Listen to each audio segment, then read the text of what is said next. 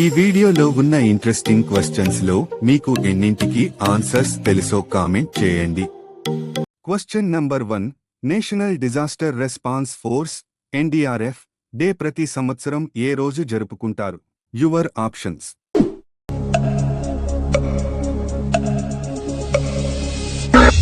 Correct answer is B. జనవరి 19.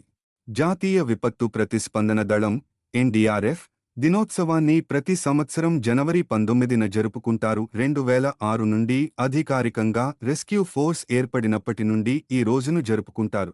Question number 2. అంతరిక్షంలో మానవరహిత డాకింగ్ సాధించిన 4వ దేశం ఏది? Your options.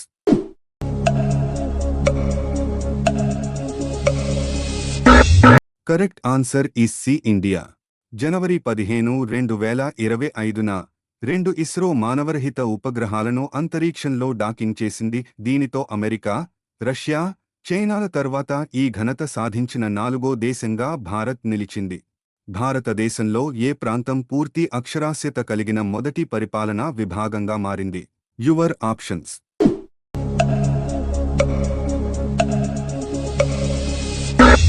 Correct answer is B. Ladakh. పాఠశాల విద్య మరియు అక్షరాస్యత విభాగం ఇటీవలే ఇయర్ రివ్యూ 2024ని విడుదల చేసింది. ఇది new India literacy programme Ullas report ప్రకారం మొదటి పూర్తి అక్షరాస్యత అడ్మినిస్ట్రేటివ్ యూనిట్గా లడక్ అవతరించింది. ఏ దేశం GCC క్యాపిటల్ ఆఫ్ ది వరల్డ్గా మారనుంది? Your options.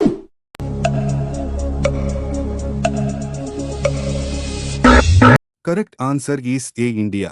భారతదేశం GCC క్యాపిటల్ ఆఫ్ ది వరల్డ్గా అవతరించే మార్గంలో ఉంది. ఆకట్టుకునే 1700 గ్లోబల్ కెపాబిలిటీ సెంటర్లు భారతదేశంలో ప్రస్తుతం పనిచేస్తున్నాయి. దాదాపు 2 మిలియన్ల మందికి ఉపాధి కల్పిస్తోంది. సికోట్ 3.0 కార్యక్రమాన్ని ఏ రాష్ట్ర ప్రభుత్వం ప్రారంభించింది? Your options.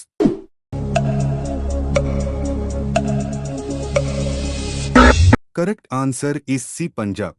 పంజాబ్ ప్రభుత్వం మొహాలీలోని నాలెడ్జ్ సిటీలో షీ కోహోర్ట్ 3.0 కార్యక్రమాన్ని ప్రారంభించింది. ఈ కార్యక్రమం ముఖ్య ఉద్దేశం మేధో సంపత్తి హక్కులపై మెంటార్షిప్, ఇంక్యుబేషన్ సపోర్ట్, ఫండింగ్ మరియు గైడెన్స్ అందించడం ద్వారా ప్రారంభ దశ టెక్లీడ్ మహిళా స్టార్టప్లకు మద్దతు ఇవ్వడం లక్ష్యంగా పెట్టుకుంది. ఇస్రో 3వ లాంచ్ ప్యాడ్ను ఎక్కడ ఏర్పాటు చేయబోతుంది? Your options.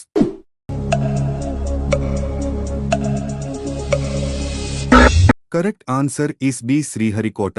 ఆంధ్రప్రదేశ్లోని శ్రీహరికోటలో ఉన్న ఇస్రోకు చెందిన సతీష్ ధావన్ స్పేస్ సెంటర్లో 3,985 కోట్లతో 3వ లాంచ్యాడ్ను ఏర్పాటు చేసేందుకు కేంద్ర మంత్రివర్గం గురువారం ఆమోదం తెలిపిందని కేంద్ర మంత్రి అశ్విని వైష్ణవ్ తెలిపారు. 2వ భారత్ మొబిలిటీ గ్లోబల్ ఎక్స్పో 2025ను ఎవరు ప్రారంభించారు? Your options.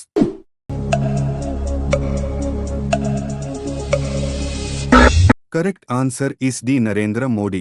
ఢిల్లీలోని భారత్ మండపంలో ఏర్పాటు చేసిన భారత్ మొబిలిటీ గ్లోబల్ ఎక్స్పో 2025 రెండో ఎడిషన్ ను ప్రధాని మోదీ ప్రారంభించారు. ఈ ఆటోమొబైల్ ఎక్స్పో వేదికగా పలు కార్లు, టూ-వీలర్ కంపెనీలు తమ నూతన ఉత్పత్తులను ఆవిష్కరించాయి. భారత్ రణభూమి దర్శన్ యాప్ను ప్రారంభించిన కేంద్ర మంత్రి ఎవరు? Your options.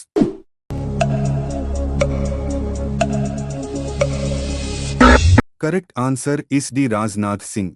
జనవరి 15, 2025న 77వ సైనిక దినోత్సవం సందర్భంగా రక్షణ మంత్రి రాజ్నాథ్ సింగ్ భారత్ రణభూమి దర్శన్ యాప్ను ప్రారంభించారు. జనరల్ VK సింగ్ ఏ రాష్ట్ర గవర్నర్గా ప్రమాణ స్వీకారం చేశారు? Your options.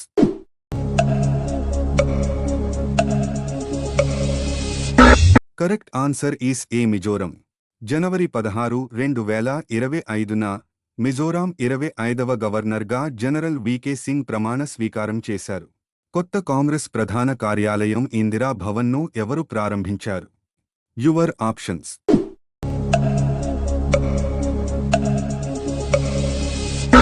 Correct answer is B. Sonia Gandhi.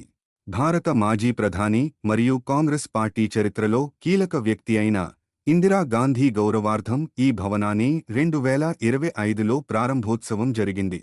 భారత మహిళలు ఓడిఐ క్రికెట్లో తమ అత్యధిక స్కోరు 435 ఏ జట్టుపై నమోదు చేశారు? Your options.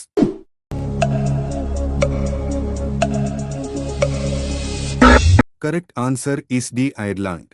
జనవరి 15, 2025న ఐర్లాండ్తో జరిగిన మూడో మరియు చివరి ఓడిఐ మ్యాచ్లో భారత మహిళల క్రికెట్ జట్టు 5 వికెట్లకు 435 పరుగుల అత్యుత్తమ స్కోరును సాధించింది. టెన్నిస్ చరిత్రలో అత్యధిక గ్రాండ్ స్లామ్ మ్యాచ్లు ఆడిన రికార్డును ఎవరు నెలకొల్పారు? Your options.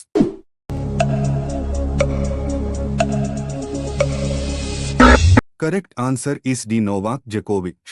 జనవరి 2025లో నోవాక్ జకోవిచ్ టెన్నిస్ చరిత్రలో అత్యధిక గ్రాండ్ స్లామ్ మ్యాచ్లు ఆడిన ఆటగాడిగా నిలిచాడు. భారత క్రికెట్ జట్టుకు కొత్త బ్యాటింగ్ కోచ్గా ఎవరు నియమితులయ్యారు? Your options.